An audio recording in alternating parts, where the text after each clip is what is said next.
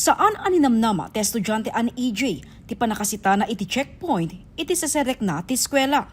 Inpagrup na nga imet na ti driver's license ken papel ti motorsiklo na ngem gapoy ti panagdardaras na asumrek nalipatan na dagitoy. Kamu kami nun, ada kami di lisensya kan di papel ti motor ito bag ko kami sa ako. Naturod nga wala sa ti motor. Tapos di. Kamu na itugot? Ako kami na itugot no, ada kami may sabag ko di ko. Nagkakabili ko. Daytoy ti maysa kadagiti senaryo ken kayat amaliklikan ti Land Transportation Office wenno LTO babaen ti panang issue ti electronic driver's license wenno EDL. Ti EDL ket digital wenno electronic version ti driver's license ngem war ti ahensya manipod Land Transportation Management System portal.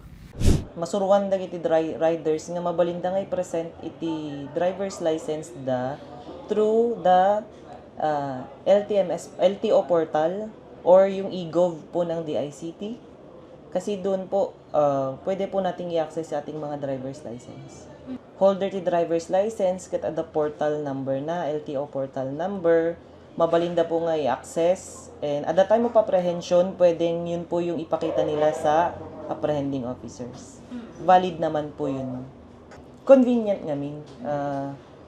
Since we are living in a modern age, capable tayo lahat na i-access yung LTO portal kasi may cellphone naman po tayong lahat. Kumbaga, that is a very good substitute sa physical ID if ever naiwan mo sa bahay nyo. Ti baro a system portal ket mabalin am access dagiti holder ti old driver's license apaman adagitoy ti agrenew. Bigbigen ti ahensya ti e-driver's license ang makita iti Land Transportation Management System wenno LTMS ken iti eGov PH app maibasa iti Department Order number 2023-015 ti DOTR. Iti nabiit pay babaen ti direktiba ni Department of Transportation Acting Secretary Giovanni Lopez na iolog ti Transportation Memorandum Circular number 2026-001 wenno ti panakasuspende ti panagkumpiskar ti LTO kadagiti driver's license. Gagem daytoy amaliklikan ti panakatikaw dagiti motorista. Siguro to avoid the confusion, daytoy nga memorandum circular, sinuspend na ti confiscation of driver's license for the meantime. There are several issuances of LTO na mangibagbaga nga mandatory iti confiscation of driver's license on all cases of apprehension.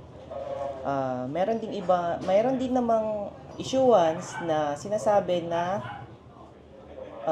pwedeng hindi confiscate ng driver's license. Imbes ang makumpiskar dagiti driver's license, mai-record ti klase nga usarda a lisensya. Pursuant to this memorandum circular, the apprehending officer, i-note na kano, anya tin present the rider at the time of apprehension, whether the physical driver's license or e-driver's license.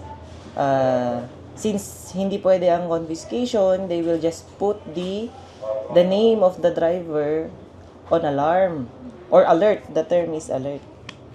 And automatic suspension kung hindi po niya na-settle yung kanyang apprehension within 15 working days.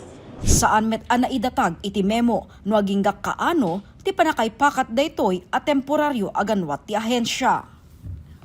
Jessica Boreta, Balitang Solid North.